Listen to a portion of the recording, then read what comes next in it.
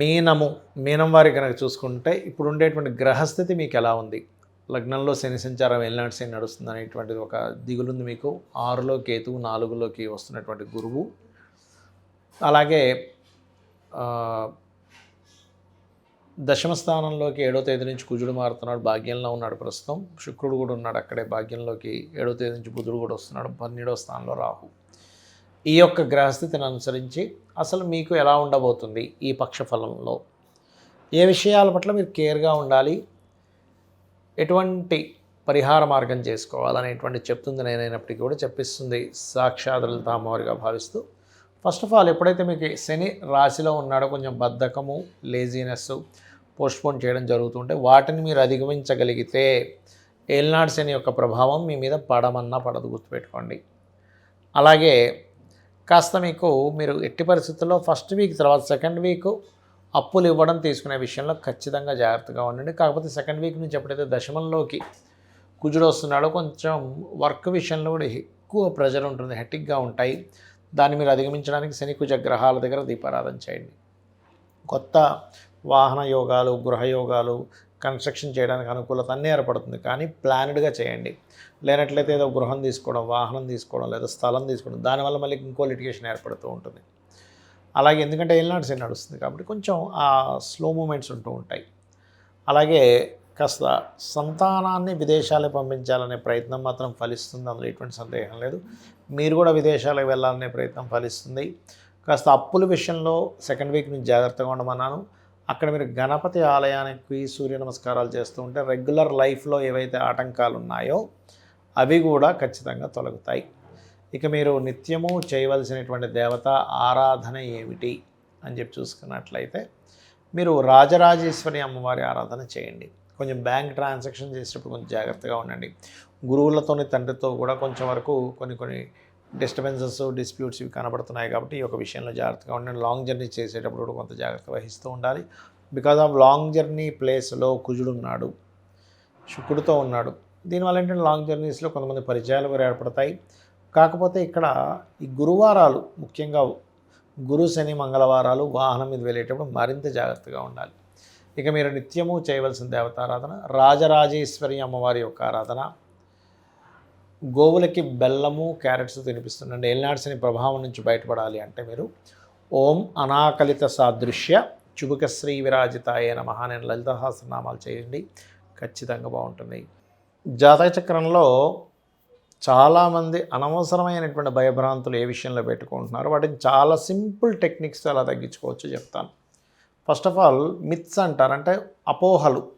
ఏమిటంటే అపోహలు, ఒకటి ఏలినాటి శని నడుస్తుంది, అర్ధాష్టమ శని నడుస్తుంది, అష్టమ శని నడుస్తుంది, దానివల్ల నా జీవితం మొత్తం ఒక రకమైన టర్న్ అయిపోయింది అంటారు. కానీ ఒకటే గుర్తుపెట్టుకోండి, శని ఈజ్ కర్మకారక ప్లానెట్. ఆయన కర్మ ఆయన అందిస్తూ ఉన్నాడు.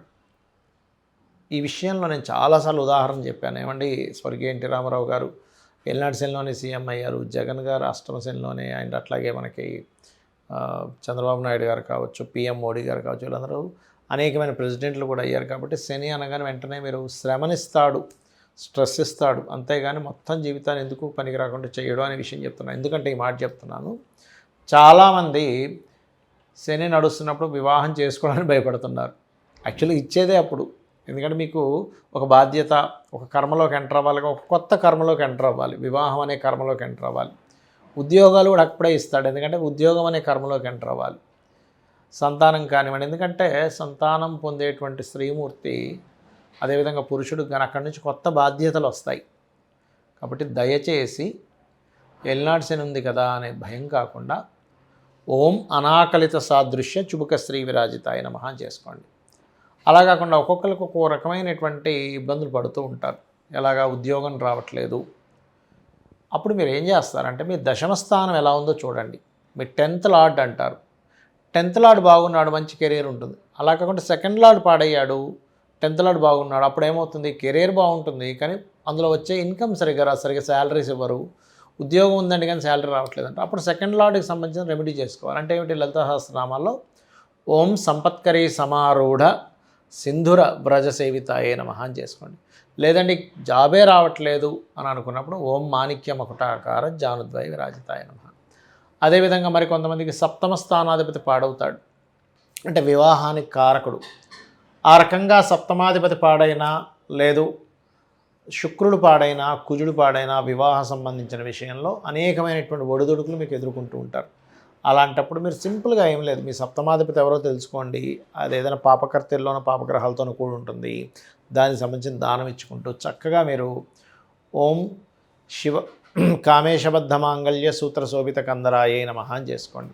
అలా కాదంటే వివాహం అయింది కానీ సఖ్యత లేదు, భార్యాభర్తల మధ్యన ఎప్పుడు ఏదో గొడవ నడుస్తుంది అన్నప్పుడు, అండర్స్టాండింగ్ సరిగా లేదంటే దాని అర్థం ఏమిటంటే ఇద్దరి మనస్కారకులు పాడయ్యారు, బుద్ధికారకుడు కమ్యూనికేషన్స్ కారకుడు లేదా అట్రాక్షన్ జోన్స్ అక్కడ కలవలేదని అర్థం అనమాట.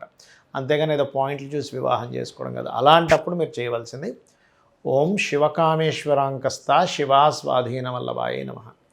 మరి కొంతమంది వ్యాపారాలు పెడుతూ ఉంటారు, రకరకాల వ్యాపారాలు, ఆ వ్యాపారాలు కలిసి రావట్లేదని బాధపడుతూ ఉంటారు. అలాంటి వారు ఓం ఇంద్రగోప పరిక్షిప్త స్మరతూనాభజంగికాయై నమః అని చేసుకోండి, ఖచ్చితంగా బాగుంటుంది.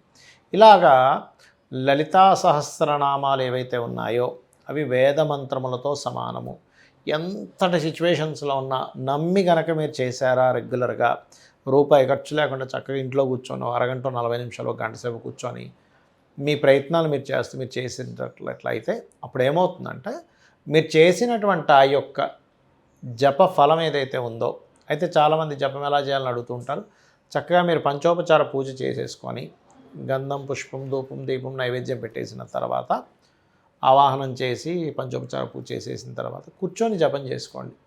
అప్పుడు ఖచ్చితంగా మీరు ఏదైతే సంకల్పం కోసం, అది ఉద్యోగమా, వ్యాపారమా, లేకపోతే సంతోషంగా లేరు, కొంతమంది చూడండి ఎన్నున్న ఆనందంగా లేవంటాం, అలాంటప్పుడు కూడా ఓం ఇంద్రగోప పరిక్షిప్త స్మరతూనాభజంగికాయ నమః చేసుకోవచ్చు, తప్పేం లేదు. ఈ రకంగా మీరు కనుక చేసినట్లయితే 100% ఇబ్బంది పోతుంది. అయితే ఇంకొంతమందికి ఒక చిన్న అపోహ ఉంది, ఏమిటది అంటే కాలసర్ప యోగము. ఏమంటే నాకు కాలసర్ప యోగం వల్ల ఇలా అయిపోయింది నా జీవితం అంటూ ఉంటారు. శాస్త్రంలో ఎక్కడా కూడా కాలసర్ప యోగాన్ని జన్మజాతకానికి అప్లై చేయమని లేదు, గుర్తుపెట్టుకోండి. అది కేవలం కాలంలో జరిగే అంశాలు. అంటే పలానా దగ్గర యుద్ధం జరిగింది, మనకి విపరీతమైన తుఫాన్లాగా వర్షాలు వచ్చాయి, కరోనా లాంటి వ్యాధులు వచ్చాయి, ఇటువంటి విషయాలకి సంబంధం ఉంటుంది, గుర్తుపెట్టుకోండి. ఇటువంటి విషయాలకు మాత్రమే ఉంటుంది, కానీ అన్నిటికీ కాదు. ఇది ప్రధానంగా మీరు జాగ్రత్త తీసుకోవాల్సిన అంశం. అదేవిధంగా మరొక విషయం ఏంటంటే, ఇక్కడ ఒకవేళ సరే మీకు అదే మనసులో లాగుతుంది, కాలసర్ప యోగం వల్లే అవుతుందేమో అని సింపుల్ టెక్నిక్స్.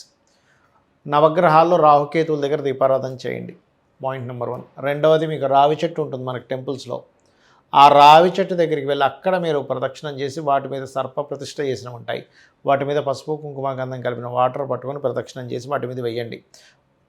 5 చేయొచ్చు, 3 చేయొచ్చు, 5 చేయొచ్చు, 9 చేయొచ్చు, 11 ప్రదక్షిణాలు కూడా చేయొచ్చు, లేదంటే 21, 41 కూడా చేయొచ్చు ప్రదక్షిణ. ఇన్నే చేయాలని భయపడకండి. అలాగే మీకు మరీ ఎక్కువగా లేదు, కొంతమందికి ఎంత చెప్పినా కూడా వాళ్ళకి మైండ్లో ఉండిపోతుంది, లేదండి నా కాలసర్ప యోగం వల్లే నాకేం కలిసి రావట్లేదు అంటారు. అలాంటప్పుడు ఇంకా బెస్ట్ రెమెడీ కాళహస్తికి వెళ్ళిపోండి. కాళహస్తికి వెళ్ళి రాహుకేతువులతో పాటు అక్కడ ఈశ్వరుడు ఉన్నాడనే విషయం మర్చిపోకండి. ఆ పరమేశ్వరుడి యొక్క అనుగ్రహంతో మన దోషాలు పోతూ ఉంటాయి. రాహుకేతువులతో పాటు గుర్తుపెట్టుకోండి. ఇలా చేయండి, ఖచ్చితంగా మీకు ఏదైతే దోషం ఉంటుందో పోతుంది. దీంతోపాటు ఫైనాన్షియల్గా ఎక్కువ ఇబ్బంది పడేటువంటి వారు ఇంట్లో తెలియకుండానే ఉత్తరంలో దోషం ఉంటుంది. అంటే ఉత్తరంలో బాత్రూమ్స్ ఉండడము, లేదా ఆగ్నేయంలో బాత్రూమ్స్ ఉండడము, పడమర మధ్యలో అంటే గెయిన్స్ అండ్ ప్రాఫిట్స్ జోన్లో బాత్రూమ్స్ ఉండడం జరుగుతుంటుంది. వీటి కారణం వల్ల కూడా మనం ఇబ్బంది పడుతుంటాం అనే విషయం తెలుసుకోవాలి. అలాంటి జాతకం బాగుంది కానీ ఎక్కడో మనకి రావాల్సినంత రావట్లేదు అంటూ ఉంటారు. కారణం ఏమిటి? వాస్తుదోషం ఉంటుంది. ఈ రకంగా వాస్తుదోషం లేకుండా ముఖ్యంగా ఉత్తరం వైట్ కలర్ ఉండేలా చూసుకోండి, ఆగ్నేయంలో గ్రీన్ కలర్ ఉండేలా చూసుకోండి. ఇవన్నీ కూడా వాస్తుపరంగా ఆ యొక్క జోన్స్ని బాగా అంటే ఎనర్జైజ్ చేస్తూ ఉంటాయి. శ్రీమాత్రే నమః.